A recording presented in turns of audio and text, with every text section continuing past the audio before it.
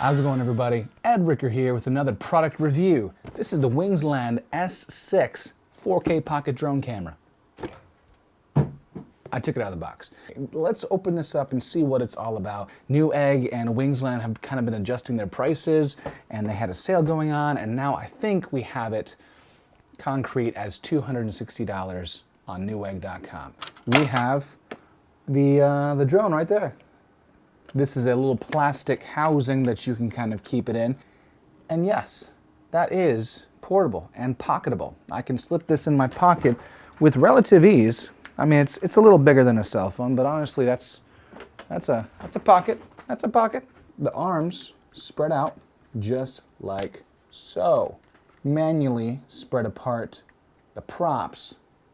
Delving further into the package, we have some quick start guides and that type of thing. We have some extra props. I've opened it up because I had to utilize that once. It also has a battery with a battery charger right there and a USB to micro USB cable. And there's also a space on the side for a micro SD card. On the website, it says that you can only have a 32 or up to 32 gigabyte micro SD card. I actually put a 64 gigabyte in here and it worked.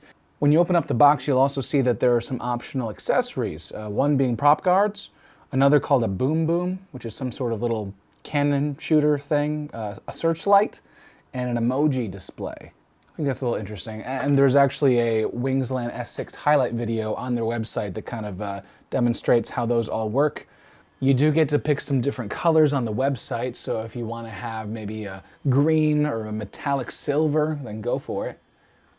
Yes, it shoots in 4K at up to 30 frames per second, also shoots in 1080 up to 60 frames per second. You also get 100 frames per second at 720, so that's pretty good with slow-mo. Now, one thing you'll also notice is that there is no controller here, and the reason for that is that this is a Wi-Fi controlled drone. So then you turn on the S6 with this little button right here, then you connect to Wi-Fi, because that actually creates its own Wi-Fi signal. The password for the Wi-Fi is right there. So you look for that name in your Wi-Fi list and then use that password. Then you load up your app, the Wingsland S6 app, and you can control with your thumbs in a very similar way to maybe the Spark or the Mavic if you're trying to use a Wi-Fi only controlling of those drones. Now, there are 3 speeds for controlling this little guy. There's a slow, medium, fast speed. There's also a beginner mode, which is nice. But basically, you can control this with small movements, or if you want to go as fast as you can really up that speed all the way and control it. There does seem to be about a half-second lag from the drone's camera to your display device. You can also switch your control modes out if you want to have mode 1 or mode 2 or mode 3 or whatever. They can be fairly responsive, but there have been some times where the drone kept going in a certain direction even after I let off. Sometimes it's more responsive than others. It doesn't always respond just as fast as I would hope it to. Now, this does have a dual GPS system, and it connects to many satellites. It actually gives you a little readout in the top of your screen to tell you how many GPS satellites you're connected to, how well your GPS signal is. You'll also see on the bottom that there are some sensors, some ultrasound emitters, it looks like. Our camera right there is a fixed angle, however. It doesn't tilt up, down, doesn't move left, right, doesn't have any real stabilization in regard to a gimbal or something that we're kind of used to with DJI drones. So unfortunately, this camera is completely stationary on the drone. So if the drone is bobbing up and down, wiggling around, you're going to see that in your footage. Now, 1080 resolution does also feature image stabilization, but that's an in-camera type of stabilization where it actually crops in on the image and then does some processing to try and stabilize things. However, it doesn't really work that well, unfortunately. And the big thing here is if you're cropping in, you're getting a more narrower field of view, so some of those small movements are kind of exaggerated, in which case 4K unstabilized is as stable as 1080 stabilized. It just happens to be that way. The camera is a 13 megapixel camera for still shots as well. The pictures look okay, but the fact that the drone is always bobbing around a lot means that unless it's a very still day, you're going to get a lot of motion blur in your image, even though the shutter may be relatively high. Your drone's like bobbing around, and it just doesn't look like to be a very, very clear picture when I was testing that out. Now, this is not the advanced edition. There is an advanced version that you can buy, which has a little bit more in terms of sensors and the ability to not hit things and objects. So this is more of a stripped down version, and that's reflected in the lower price. Now, I do have a little bit of a problem with the way that they market this. Because you go on their website, you can see a highlight video that basically shows this thing doing some pretty crazy tricks and doing some pretty amazing little feats and performances, and it just can't do that. There's just no way. You can see this woman windsurfing. You can see this other dude, you know, he's on a motocross bike.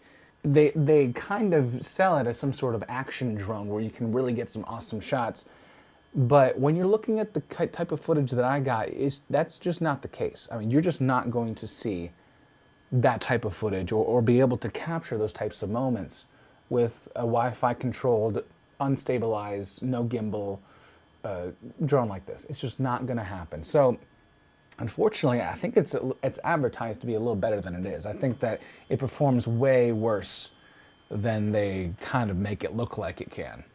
The battery that it gives you, you'll probably get upwards of maybe 6 or 7 minutes of flight time, maybe 8 if you're lucky. They say max flight time is 10 minutes, but I think that might also be including like 100% to 0% with just a simple hover. The max flying speed is 8 meters per second or about 18 miles per hour. The max flying altitude is 100 meters and the max transmission distance is 100 meters. There are some intelligent flight control modes like point of interest and follow me, as well as some different programming for flights. I didn't really get the follow me to work because unfortunately, you know, you think follow me, it would follow you pointed at you so it could follow you and see what you're seeing, but it would follow me sideways. And so it wasn't really seeing anything of me because it was following me like this. So I'm not really sure what was going on with that. Point of interest was also not really something I could trust very much because it seemed to raise and lower on its own in just a small bit of breeze. And that's a big issue with a drone like this. If there are intelligent flight modes that you're supposed to kind of be able to set so you can maybe put the controls down or not you know, look at it the entire time and have it actually follow you and film you and do cool stuff like that. But then you can't trust it because it's raising and lowering and it requires supervision that I don't think should be necessary for those intelligent flight modes. And mentioning the ascending and descending of the drone, yes, for some reason, this thing cannot stay in one spot. I mean, even if it wasn't very breezy, I did take it out to a relatively breezy area nearby. We're definitely getting some bobbing up and down, and this thing really doesn't want to maintain its altitude. And it turns on its own too. Like if I have it set like this and a little breeze comes by, it's going to start doing this and it might even turn a little bit. And when you don't have a stabilized camera like a gimbal, that's a big deal because this angle that it shoots you at is fixed. So it pretty much has to be right about here to get your face, or right up here to get your face. Like there's a line that it has to be at to be able to shoot you if you want to be taking this like a selfie drone or something. So if it's bobbing around, there's really no way to easily center yourself or to compose a shot. Also, since the camera is pointed down a bit, you're never going to get a nice landscape shot. You're always going to be pointed toward the ground. You'll never see the sky. I'm not a huge fan of the way that the battery is ejected. It goes in really nicely, but to take it out, you really have to kind of wrench it. And if you don't have fingernails, I don't know what you're going to do. They actually suggest you use a coin or something like that. I don't think that should be necessary. I wish that this ejected a little easier. The other thing about the battery is that, well, first of all, I was shipped a bad battery, so this is the second one. And even this one doesn't seem to be reliable. If I charge it to 100%, it'll discharge relatively expectedly. But if it's anything less than 100% and I pop this back in, say I walked over here to a new location, I pop it back in, I want to fly again, it might say 80 when I power it on, and then it'll say 60 when I'm taking off, and then it'll drop to 20 at my first full throttle forward. I powered it on, again, it said 80. It's been up for about 30 seconds, and it's down to 10. Now the props are small. I mean, these are some small little props, and the funny thing is, it's almost like a honeybee, where they think, well, how is this even able to fly? I think about that sometimes, because it is a relatively large body, and these props are so little itty bitty. They make a lot of noise. Oh, it's a high-pitched whine. I can kind of get past some of the noise because all drones make noise.